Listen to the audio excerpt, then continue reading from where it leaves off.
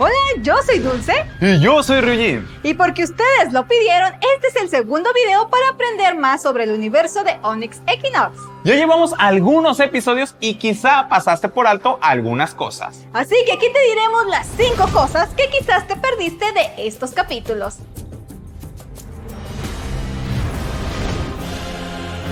Desde el primer capítulo, una de las cosas fundamentales que vimos fueron los sacrificios. Y como pudieron darse cuenta, no todos los sacrificios tenían el mismo significado y por lo tanto no tenían la misma metodología. Pero para hablar más detalladamente al respecto, vamos con una experta. Y ella es la doctora Kir. The notion of sacrifice is really core to all Mesoamerican religious beliefs, whether we're talking about the Aztec, the Maya, the Zapotec, the Olmec before them. All of these groups believed in a sort of reciprocal relationship with the gods. They believed that the gods, in various ways, and it varies from culture to culture, gave them life. And so they owe the gods something back. And so we see a lot of sacrifice related to fertility and sort of urging on the growth of corn, etc. Peoples believed that their blood was the food of the gods. A lot of auto-sacrifice. Humans would sacrifice their own bloods, give blood, and burn it for the gods. This was especially true for Mesoamerican kings and queens who had particularly precious blood. For the Aztecs, for example, who are probably the best known for their acts of human sacrifice, we often see sacrifice related to specific calendrical events. Individuals being sacrificed also vary considerably. In most cases, sacrifice would involve a number of religious practitioners and probably political leaders. A political leader, a king, a ruler, they are going to want to get some credit for the sacrificial event taking place. So they often might be involved in a sacrifice, but probably the most important key players would be the religious practitioners themselves. An example of this would be like the Aztec New Fire ceremony, where we know probably a sort of accomplished warrior might have been the one chosen. In other cases, we see a lot of emphasis on the sacrificial victims being people of high status. So, for example, among the Maya, we have a lot of emphasis on captive taking, particularly of other high status individuals. These acts of violence were violent, no doubt, but they weren't barbaric. They weren't without structure and purpose and intention. It's easy to forget that these acts of sacrifice were happening in Mesoamerica at the same time that the Spanish Inquisition is happening in Europe.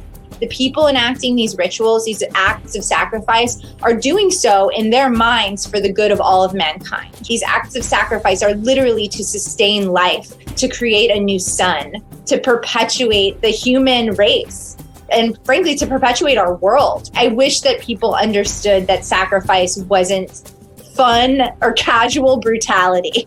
It was really deeply intentional, and it was done with deep purpose on the part of the people that were conducting these sort of ritual acts. Wow, Ryujin, ¿tú sabías todo eso? Todo eso no, y por eso es muy bueno tener a un experto para que nos explique. Pero te tengo un dato curioso de uno de nuestros platillos mexicanos, el pozole. ¿Cuál? Bueno, se ha descubierto que en ocasiones el pozole estaba hecho de carne humana. Espera, ¿qué? Sí, se usaba con las personas que capturaban del otro bando y como parte de un sacrificio lo hacían con su carne y se le daba de comer a los que asistían a esa ceremonia. No siempre se hacía así y no por todas las civilizaciones, pero se sabe que se llegó a hacer. Quizás se va a escuchar un poco feo lo que diga, pero el pozole es muy rico a pesar de saber ese dato. Oh, es delicioso. Y vamos ahora a conocer un poco más sobre el juego de pelota. The ball game is a kind of enigmatic game. Archaeologically, we can say very clearly that ball courts differed considerably across Mesoamerica, so that alone indicates to us that it was played really different. Most of what we know about the ball game and how it was played in the past comes from iconography. We know that it's probably a two-team sport, so kind of an opposition sport, if we want to call it that, because the players involved are often dressed as warriors. It's not exactly warfare, but it seems to sort of be this mimic ritual battle that's happening, not unlike our sports today, I suppose. But I just sort of want to emphasize the fact that the ball game is not American football. This is not just a spectator sport. There is sort of a deeper ritual and religious sort of belief system that's underpinning what takes place. While we think that the ball game was really ritually significant, and increasingly archaeologists have been looking at whether or not the ball game was played more recreational in more commoner spaces. But we know, just like soccer or football gets played in big cities and big stadiums, it also gets played in streets among kids and in sort of fields. If it was always this strictly sort of ritual big event, or if sometimes it was also this more casual game that was being played. Vaya, la verdad es muy interesante saber que si bien el juego de pelota se jugaba en muchas civilizaciones de Mesoamérica, las reglas y ceremonia que se hacía para realizarlo eran un poco diferentes. Y ahora yo te tengo un dato curioso, y es que en las primeras Olimpiadas de México se hizo una demostración del juego de pelota durante el evento, y que actualmente en diferentes regiones del país existen grupos de personas tratando de revivir este deporte. Sería muy bueno intentar practicarlo, igualito que los gemelos de Onyx Equinox, que son parte de una leyenda maya. Yo estoy practicando. Igualito. It's based loosely on the story of Xbalanque and Hunahpu, who are two characters that we traditionally refer to as the hero twins. They are Maya. This comes from the Maya creation myth that we have drawn largely from a text called the Popol Vuh. Their father, unfortunately, perished in the underworld. He gave his seed to the mother of the hero twins in the underworld by spitting into her hand. She gets pregnant, and she goes up to the terrestrial plane out of the underworld and gives birth to two twins. And these are our hero twins, Xbalanque and Hunahpu. They play the ball game and they trick them, and they ultimately sort of win the ball game, and it results in the deaths of the gods of the underworld, who are kind of already dead and gross anyways. But they're victorious against the gods of the underworld, and therefore they sort of avenge their father's death. Their father is often, we call him Hunahpu typically, and he is, according to the legend, he's sort of loosely connected to the Maya maize god. So this is sort of what Yoon and Keen's story is about. The Popol Vuh is an interesting text for us because it comes from the Maya in the probably first written down in the 16th century. The Popol Vuh version of the hero twin myth is probably not the only version of the hero twin myth that existed among the Maya. We're getting one Quiche version of this myth. Y ahora que sabemos que los sacrificios y la sangre eran un contacto directo con los dioses y que la mitología cumplía un papel fundamental en el día a día de estas civilizaciones, hay un objeto que no podemos dejar pasar por alto: la obsidiana. La cual no solamente se usaba para las armas, sino también para la creación de artículos ceremoniales. Y sobre esto nos va a hablar un poquito más la doctora Kirby. The tekpat specifically is a sort of this is a Nahuatl word, right? This is an Aztec sort of specific idea, even though certainly sacrificial blades are widespread across Mesoamerica and important for different reasons.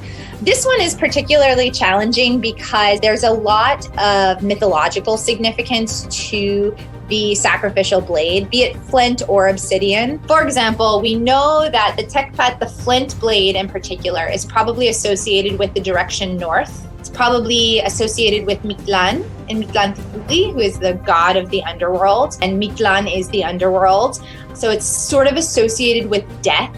We often see sacrificial blades, and particularly flint blades, both in images and pictures, as well as actually in physical crania and skulls. We'll see blades sticking out of people's noses and mouths, probably symbolizing death and also sacrifice. A lot of gods are also depicted with flint tongues or blade tongues. It's not clear, I suppose, if they're flint or obsidian always, with blade tongues. Famously, Tlatelolco, for example, the monument that was found at the base of the Templo Mayor, she has a big sort of blade and stream of blood coming from her mouth. These blades are symbolic of death, the underworld, probably also rebirth, because they're also associated with this great sacrificial event back in the sort of distant mythological past where the gods sacrificed themselves to give birth to the fifth son. ¿Quién diría que esta piedra tendría tanto significado para estas culturas? El misticismo para estas civilizaciones era muy importante y todas estas creencias se condensaban en una sola cosa: la vestimenta. Ya que si eras granjero, guerrero o de la realeza, tendrías tu vestimenta típica y para ello la doctora Kirby nos dará más detalles al respecto. This could include what sort of social class you are, what role you play in society. It could also indicate your ethnic status, your ethnic group. We know, especially today, different ethnic groups wear different kinds of clothing. There are different sects of warriors among the Aztecs, and so we might see an eagle warrior dressed up in an elaborate eagle headdress, or jaguar warrior sort of wearing jaguar garb, and this is sort of specific to the warrior sect. Priests and priestesses often impersonate gods. So sometimes we will see them wearing elaborate paraphernalia that somewhat impersonates gods, that sort of mimics gods, especially on specific ritual days. Kings often are in some of the most detailed clothing. We're lucky to have actually quite a few images of kings, some of them from the colonial period. A lot of feather work in their clothing, so a lot of feathers are incorporated into, in particular, Aztec clothing later on. The act of making clothing was also deeply meaningful, so that as people sewed or weaved in their thread into their cloth, they were actually sort of giving it this really specific energy. Cloth could be this kind of magical material, this really powerful material that could indicate who somebody was, but also sort of held a significance onto its own. Women were typically associated with weaving in Mesoamerica, and this is pretty much true across culture groups. And women's role as weavers was really praised, kind of wholly across Mesoamerica. We see this praised through artwork, and we see it written about really favorably later on as well during the colonial period. Y para tener más información sobre la vestimenta de primera mano, vamos con Isabela Mayo, quien sigue manteniendo hoy en día la tradición del bordado del maya chiapaneco y nos va a comentar algunas diferencias de las tres principales regiones de mayas en México. Vamos a verlo. Parte de lo que les quiero enseñar el día de hoy es sobre las diferentes puntadas, vestimentas que hay en nuestra región de Chiapas, México. Lo que cargo puesto ahorita es la blusa tradicional chol, que es de mi cultura. Como ven, son coloridos, pirámides que van en camino, diferentes colores. Estos colores nacen de lo que nos enseñan nuestros abuelos, nuestros ancestros. Los colores verdes, que es de la naturaleza, es muy verde aquí en nuestra región. Colores azules es del panchán. Panchán es el cielo en la lengua chol. Los colores del maíz, que son rojo, amarillo, tenemos maíz morado, el maíz blanco también, y es parte de lo que vamos formando nosotros para crear nuestro bordado. Un bordado muy colorido, como muestro aquí, este es el bordado chol. Ya a través de los colores que acabo de mostrarlo podemos hacer esta forma. Forma también de rombos, esta es parte del bordado tradicional chol, podemos plasmarlo esto en una blusa. Aparte de que tenemos el bordado chol tradicional, tenemos también otras subdivisiones por región. Tenemos bordado, también es chol, pero es de otra región. Esto es de la zona de Yajalón, Chiapas. Y el que tengo aquí es de la zona de Palenque, de Tumbalá, de Salto de Agua. En Chiapas también tenemos otro tipo de textil. Conforme a la cultura maya, forma parte otras subculturas o lenguas, digamos. Aquí chol. Y el segundo sería celtal. Tenemos esta vestimenta, esta es la blusa tradicional celtal con coloridos flores hecho en punto de cruz con este vuelo. Aquí les muestro esto. Este es de la cultura celtal, que también forma parte de la cultura maya. Tenemos aquí esta puntada en tzotzil. Del tzotzil también hay diferentes puntadas. Esta es de la zona de Sinacantán, Chiapas. Una puntada en punto de cruz, y aparte también tenemos diferentes puntadas, depende de la zona. En San Juan Chamula, por ejemplo, es otra puntada. En San Andrés Larrainza es otra puntada. Ahí se trabaja más los textiles. Aquí en especial en la cultura chol trabajamos más el bordado, es bordado en puntada tradicional como es esta o en punto de cruz. Muchas gracias. Y hasta aquí el video de hoy, esperamos hayan aprendido muchísimo más de este universo. Déjanos en comentarios qué más te gustaría saber sobre la mitología o información de esta serie. Recuerden ser valientes porque la aventura los espera en Onyx Equinox. No te lo pierdas solo por Crunchyroll.